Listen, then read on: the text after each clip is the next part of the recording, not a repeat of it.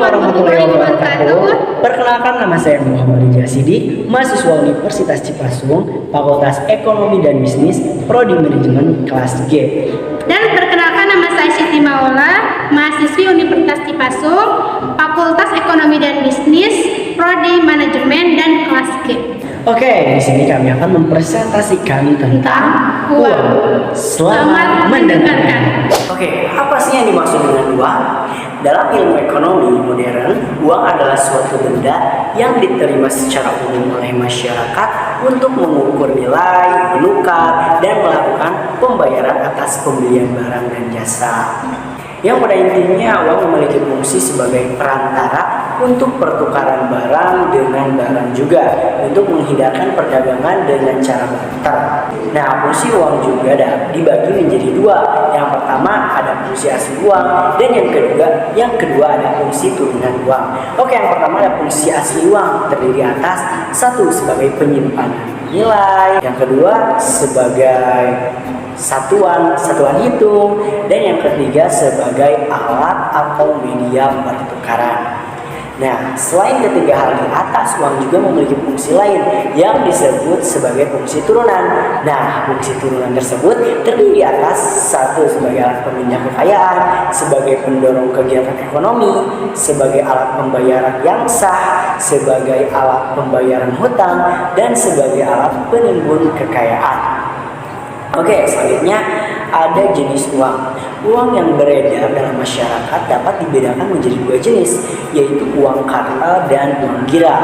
Uang kartal adalah alat pembayaran yang sah dan wajib digunakan oleh masyarakat dalam melakukan transaksi jual beli dalam sehari-hari. Oke, yang kedua ada uang gira, yaitu uang yang dimiliki masyarakat dalam bentuk simpanan atau deposito yang dapat ditarik sesuai kebutuhan. Nah, ada juga jenis uang berdasarkan pembuatnya. Nah, ini terbagi ke dalam dua bagian.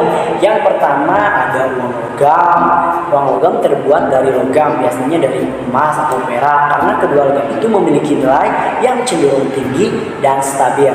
Bentuknya juga mudah dikenali, sifatnya yang tidak mudah hancur, tahan lama, dan dapat dibagi menjadi satuan yang lebih kecil tanpa mengurangi nilai. Oke, yang selanjutnya yang kedua itu ada uang kertas.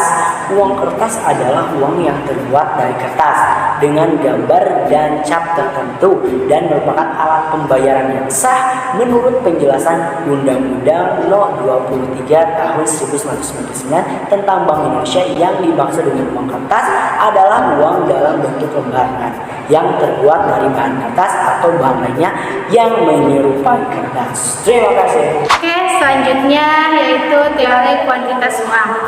Menurut David Hume, teori yang kita bicarakan disebut teori kuantitas uang yang berasal dari pemikiran David Hume.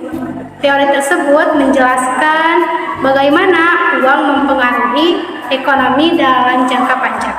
Orang memegang uang untuk membelikan barang dan jasa. Semakin banyak uang yang dibutuhkan untuk transaksi, maka semakin banyak uang yang dipegang. Dapat kita ketahui rumus kuantitas uang, yaitu uang dikali perputaran sama dengan harga dikali transaksi. Contohnya yaitu anggap saja ada 1000 ekor ayam terjual dalam setahun dengan harga Rp 30.000 per ekornya. Maka diketahui jumlahnya T sama dengan 100 ekor ayam, sedangkan P sama dengan 30.000. PT sama dengan 30.000 ekor ayam dikali 1000 ayam per tahun sama dengan 30 juta. Anggap saja jumlah uang dalam perekonomian yaitu 10 juta, maka P sama dengan PT atau M sama dengan 30 juta per tahun dibagi 10 juta sama dengan 3 kali per tahun. Oke, dari kami dicukupkan sekian. Mohon maaf bila banyak kesalahan. Wassalamualaikum warahmatullahi wabarakatuh. Bye-bye.